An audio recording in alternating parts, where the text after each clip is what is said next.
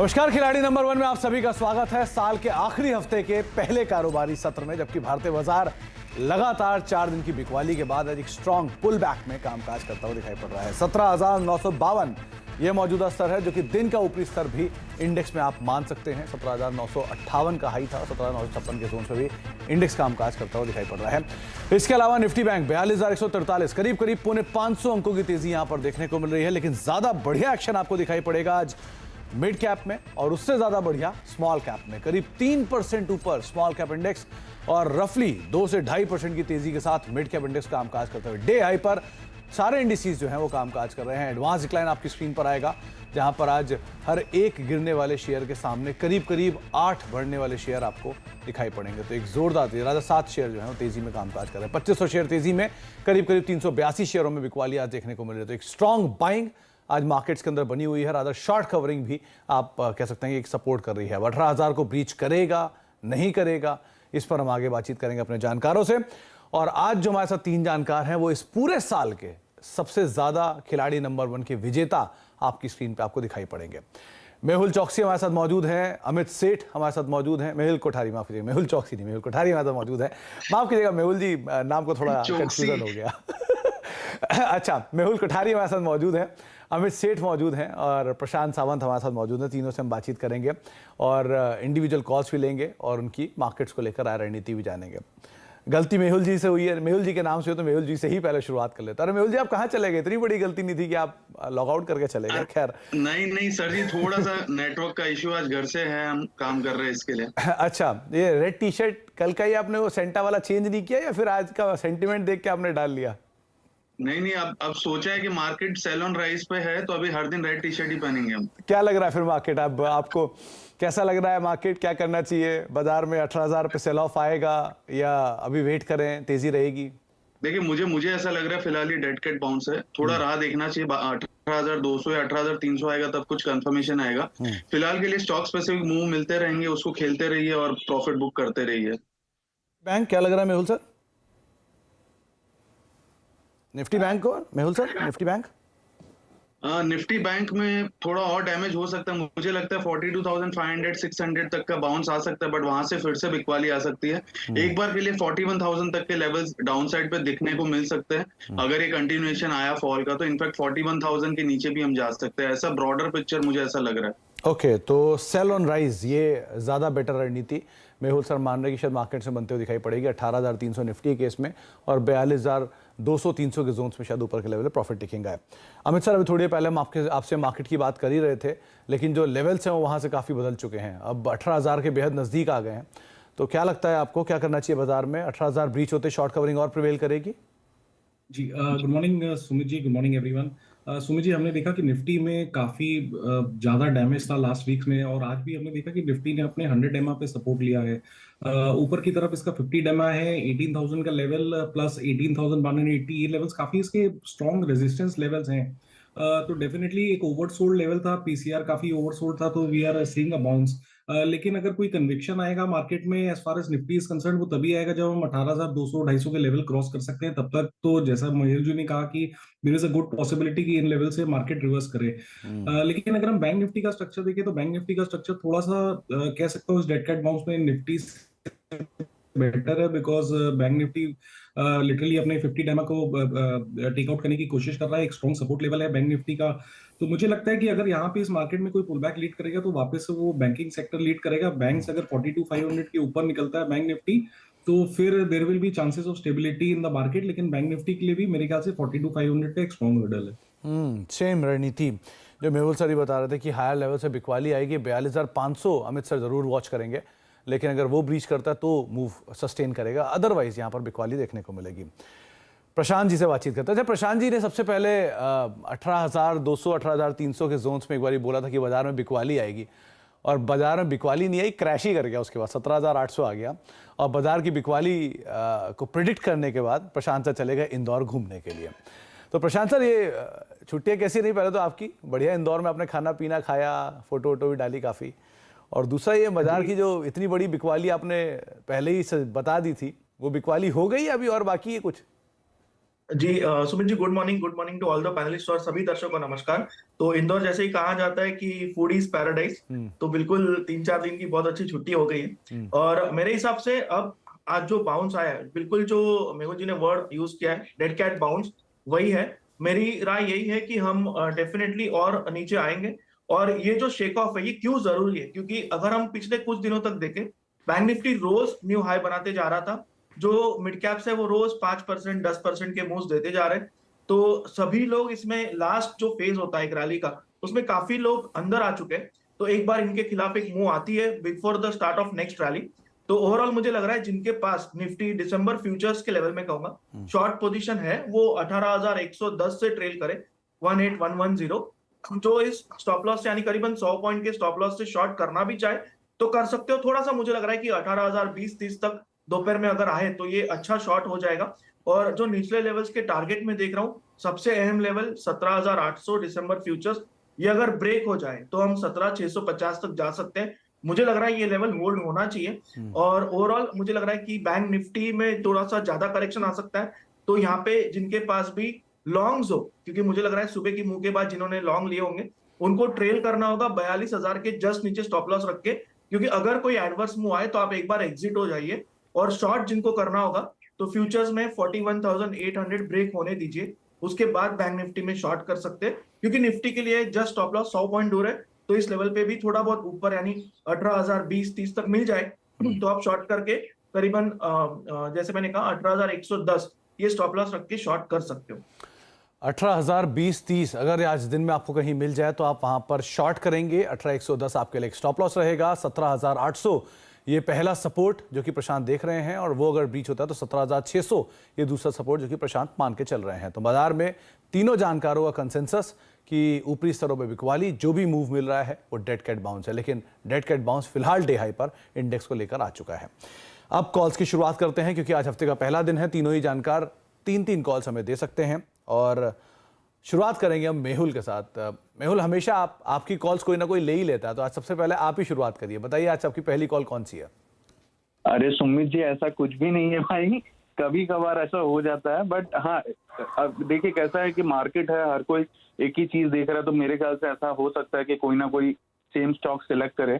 तो मेरा पहला स्टॉक आज के मैं बता देता हूँ, शायद ये भी किसी ने सिलेक्ट किया हो। पिछले वीक में हम जब शो पर थे तो इंश्योरेंस कंपनी बहुत ही ज्यादा चली थी, उसमें से GIC इन्होंने कवर किया था प्रशांत जी ने। तो दूसरा एक स्टॉक मैं आज कवर करूंगा वो है न्यू इंडिया एश्योरेंस, जो कि अभी 4% अप है, 112.50 पर चल रहा है, 112.50 पर। यहाँ पर बाइंग की सलाह रहेगी।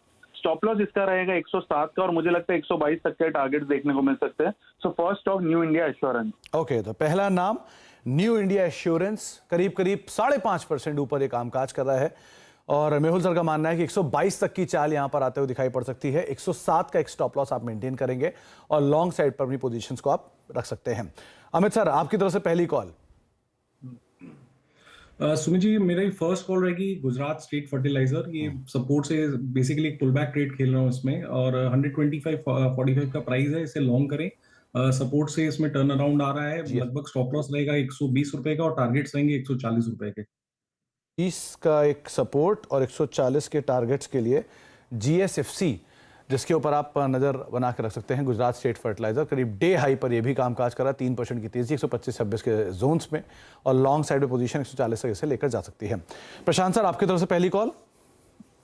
सुमित जी, मेरी जो फर्स्ट कॉल होगी वो कैनरा बैंक पे शॉर्ट कॉल होगी। अभी करीबन 300-301 के करीब है। मैं यहाँ पे 306 का स्टॉप लॉस रखूंगा 306, और जो मेरा टारगेट होगा वो 280 का होगा, 280 का। 280 के टारगेट्स के लिए पहली कॉल शॉर्ट कॉल वो है केनरा बैंक। डे हाई पर केनरा बैंक कामकाज कर रहा है, 3% की तेजी है। यहां से 6 रुपए ऊपर का एक स्टॉप लॉस, और बिकवाली करके चलेंगे आप स्टॉक में। 280 रुपए का टारगेट यहां पर प्रशांत सर देख रहे हैं। तो पहली कॉल सेल कॉल प्रशांत सर की तरफ से। मेहुल सर, आपकी तरफ से दूसरी कॉल। दूसरा स्टॉक सुमित जी मेरे तरफ से है JBM ऑटो, 476 पर ट्रेड कर रहा है। पिछले वीक इसने बहुत ही बड़ा मूव दिया था और बाद में फिर से वहीं पे ब्रेकआउट जोन पे आ गया। तो 476 पर बाई कीजिए। इसका स्टॉप लॉस रहेगा 456 का, और अपसाइड टारगेट मुझे लगता है 510 के देखने को मिल सकते हैं। सो JBM ऑटो बाई की सलाह। JBM ऑटो इंसलरी स्पेस की मेजर कंपनी, करीब 510 रुपए के टारगेट्स के लिए आप इसको देख सकते हैं। 3.5-4% की तेजी है। और 510 के टारगेट्स के लिए खरीदारी करेंगे। 455 456 का एक स्टॉप लॉस आप मेंटेन कर सकते हैं। लॉन्ग साइड पे जाने की राय मेहुल सर की तरफ से है। जेबीएम ऑटो के अंदर 477 78 का मौजूदा स्तर यहां पर देखने को मिल रहा है। अमित सर, आपकी तरफ से दूसरी कॉल। जी सुमित जी, दूसरी कॉल रहेगी रिलायंस इंडस्ट्रीज। बेसिकली बहुत स्ट्रॉन्ग एरिया और मैं इसमें एक पुल बैक के लिए प्ले कर रहा हूँ। बहुत एग्रेसिव इसमें ओपन इंटरेस्ट बिल्टअप है, put call ratio record loss पे, तो मुझे लगता है यहाँ पे एक रिवर्सल आ सकता है। आज इनफैक्ट 8 बजे की भी मेरी टॉप कॉल यही थी। 2526 का इसका प्राइस है। टारगेट्स रहेंगे लगभग 2650 के और स्टॉप लॉस रहेगा 2470 का। 2650 के टारगेट और 2470 के स्टॉप लॉस साथ आप लॉन्ग जा सकते हैं रिलायंस इंडस्ट्रीज में। और ये डिस्क्लेमर भी है कि जो चैनल आप देख रहे हैं इसका प्रभुत्व और प्रबंधन जो है वो रिलायंस इंडस्ट्रीज के पास है। फिलहाल डे हाई पर रिलायंस इंडस्ट्रीज कामकाज करता हुआ, लेकिन 2650 के टारगेट्स के लिए आप लॉन्ग जाएंगे और 2470 का एक स्टॉप लॉस यहां पर मेंटेन कर सकते हैं। प्रशांत सर, आपकी तरफ से दूसरी कॉल। जी, एक पुल बैक ट्रेड में लेना चाहूंगा, वो होगा आरवीएनएल में, और ये करीबन 64 के आसपास है। यहाँ पे मैं स्टॉप लॉस रखूंगा 62 का, और टारगेट जो मेरा होगा वो करीबन 69 का फर्स्ट टारगेट होगा। तो 69 के टारगेट्स के लिए आप आरवीएनएल के अंदर लॉन्ग कर सकते हैं। करीब 62 का एक स्टॉप लॉस मेंटेन करेंगे। 63-64 का मौजूदा स्तर है। रेलवे स्पेस वैसे भी आज बजिंग है और उसमें से एक स्टॉक जिसको चुना है प्रशांत सर ने, वो है आरवीएनएल। करीब 69 के टारगेट्स के लिए 62 का एक स्टॉप लॉस मेंटेन कर सकते हैं। दो कॉल तीनों खिलाड़ियों की तरफ से हो चुकी है। एक ब्रेक का वक्त हो गया है। ब्रेक के बाद लौटते हैं। एक कॉल्स और पोर्टफोलियो उस पर बातचीत करते हैं छोटे से ब्रेक के उस पर।